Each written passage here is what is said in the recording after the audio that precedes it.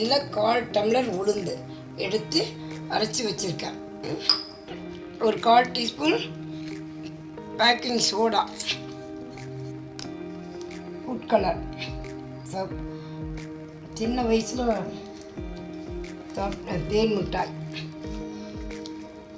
இப்போ நம்ம வீட்டிலையே செய்து சாப்பிட்லாம்.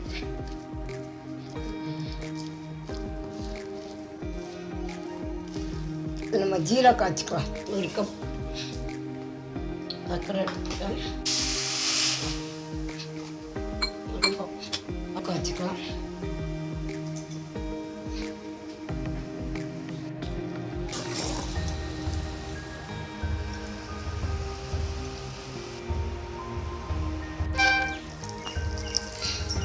காய்ச்சி வச்சு இறக்கிடுவோம்.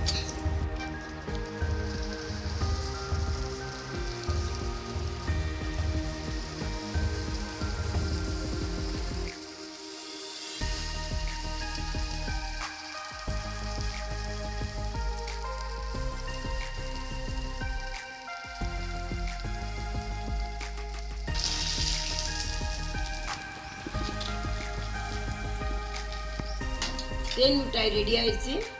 இதை செய்து சாப்பிட்டு பாருங்கள். வீட்டில் குழந்தைங்க இருக்கும்போது செய்து கொடுத்தோன்னா சந்தோஷமாக சாப்பிடுவாங்க. பெட்டிக்கடை தேன் மிட்டாய்.